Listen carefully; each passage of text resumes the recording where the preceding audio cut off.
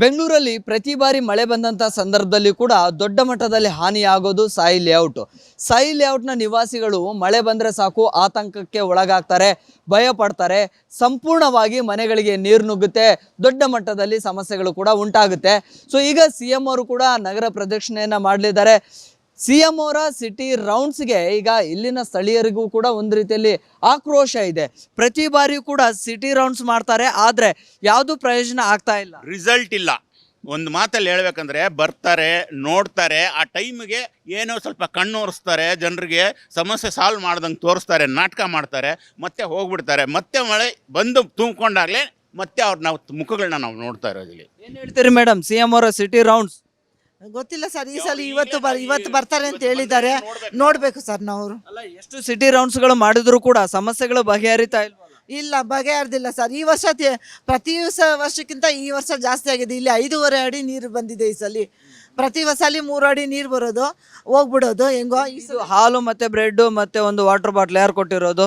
ಇವತ್ತು ಬಂದು ಕೊಟ್ಟಿದ್ದಾರೆ ಸರ್ ಅವರು, BBMP ಅವರು ಇವತ್ತೇ ಕೊಟ್ಟಿರೋ. ಇವತ್ತು ಕೊಟ್ಟಿರೋದು ಇದು. ಹೌದು ನೋಡಿ, BBMP ಅಧಿಕಾರಿಗಳ ನಡೆ ಕೂಡ ಹೇಗಿದೆ ಅಂದ್ರೆ, CM ಅವರು ಸಿಟಿ ರೌಂಡ್ಸ್ ಮಾಡ್ತಾರೆ, ಬಂದಂತ ಸಂದರ್ಭದಲ್ಲಿ ಈ ಸ್ಥಳೀಯರನ್ನ ಕೇಳ್ತಾರೆ ಏನಾದರೂ ವ್ಯವಸ್ಥೆಗಳು ಮಾಡಿ ಕೊಡ್ತಿದ್ದಾರಾ ಅಂತ ಹೇಳಿ.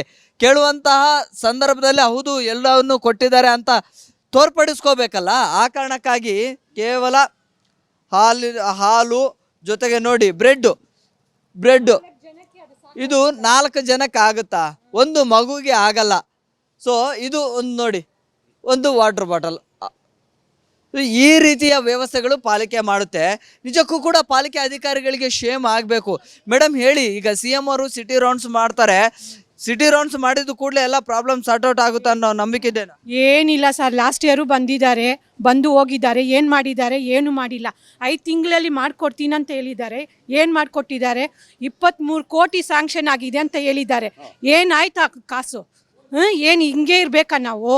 ಸಾಯೋದು ಇಲ್ಲೇ ಸಾಯ್ಬೇಕಾ ನಾವು? ಹಂಗಾಗ್ಬಿಟ್ಟಿದೆ ನಮಗೆ. ಹೇಳಿ ಸರ್. ಇಲ್ಲಿ ನಮಗೆ ಬೇಕಾಗಿರೋದು ಇಲ್ಲಿನ ಜನತೆಗೆ ಶಾಶ್ವತ ಪರಿಹಾರ ಇಷ್ಟೇ, ಇನ್ನೇನು ಬೇಡ. ಅವ್ರು ಏನು ಕೊಡದೆ ಹೋದ್ರೆ ಹಾಳಾಗೋಗ್ಲಿ, ನಾವು ಹೆಂಗೂ ಸಾಯ್ತೀವಿ. ಆದರೆ ರೌಂಡ್ಸ್ ಬಗ್ಗೆ ಏನು ಹೇಳ್ತೀರಿ? ಮಾಡಿದ್ರೆ ಒಳ್ಳೇದಾ, ಮಾಡಲಿಲ್ಲ ಅಂದ್ರೂ ಬೇಡವಾ? ಮಾಡಿದ್ರು ಮಾಡದೇ ಇದ್ರು ನಮಗದು ಬೇಕಾಗೇ ಇಲ್ಲ. ನಮಗೆ ಶಾಶ್ವತ ಪರಿಹಾರ ಬೇಕು ಅಷ್ಟೇ. ಒಂದೇ ಮಾತಲ್ಲಿ ಹೇಳ್ಬೇಕಂದ್ರೆ ನಾವೆಲ್ಲ ಜೀವಂತವಾಗಿ ಉಳಿಬೇಕು.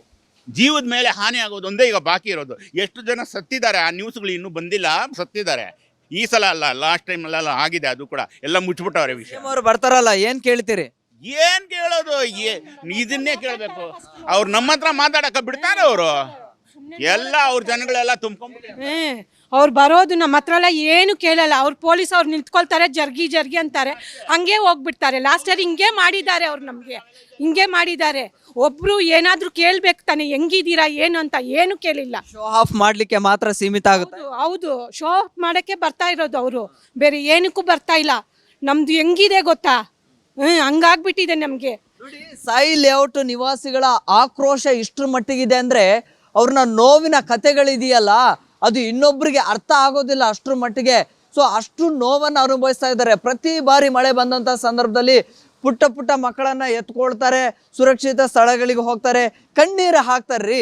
ಈ ಕಣ್ಣೀರು ಹಾಕ್ತಿದ್ರು ಕೂಡ ಸಂಬಂಧಪಟ್ಟಂಥ ಅಧಿಕಾರಿಗಳ ಗಮನಕ್ಕೆ ಹೋಗೋದಿಲ್ಲ, ಅಥವಾ ಅವರಿಗೆ ಕಣಿಕರ ಬರೋದಿಲ್ಲ. ಆ ಕಣ್ಣೀರಿಗೆ ಒಂದು ಪರಿಹಾರ ಹುಡುಕಿ ಕೊಡುವಂತಹ ಯೋಗ್ಯತೆ BBMP ಅಧಿಕಾರಿಗಳಿಗೆ ಇಲ್ಲ ಅಂತ ಹೇಳಿದ್ರೆ, ಇನ್ನು ಯಾವ ಪುರುಷಾರ್ಥಕ್ಕೆ ಅಧಿಕಾರಿಗಳು ಅಧಿಕಾರದಲ್ಲಿ ಇರಬೇಕು? ನಿಜಕ್ಕೂ ಕೂಡ ನಾಚಿಕೆ ಆಗಬೇಕು ಅಧಿಕಾರಿಗಳಿಗೆ. ಸಂಬಂಧಪಟ್ಟಂಥ ಅಧಿಕಾರಿಗಳು ಇಲ್ಲಿ ಬರ್ತಾರೆ, ಆದರೆ CM ಬಂದಂಥ ಸಂದರ್ಭದಲ್ಲಿ CM ಅವ್ರನ್ನ ಮಾತನಾಡಲಿಕ್ಕೂ ಕೂಡ ಸ್ಥಳೀಯರಿಗೆ ಅವಕಾಶವನ್ನು ಮಾಡಿಕೊಡೋದಿಲ್ಲ. ಸೊ ಹೀಗಾಗಿ CM ಸಿಟಿ ರೌಂಡ್ಸ್ ಮಾಡಿದ್ರೆಷ್ಟು ಬಿಟ್ರೆಷ್ಟು ಅನ್ನುವಂತಹ ಆಕ್ರೋಶವನ್ನು ಈ ಭಾಗದ ನಿವಾಸಿಗಳು ಮಾಡ್ತಾ ಇದ್ದಾರೆ. ವಿಡಿಯೋ ಜರ್ನಲಿಸ್ಟ್ ರಾಜು ಜೊತೆ Prakash D Rampur, public TV, Bengaluru.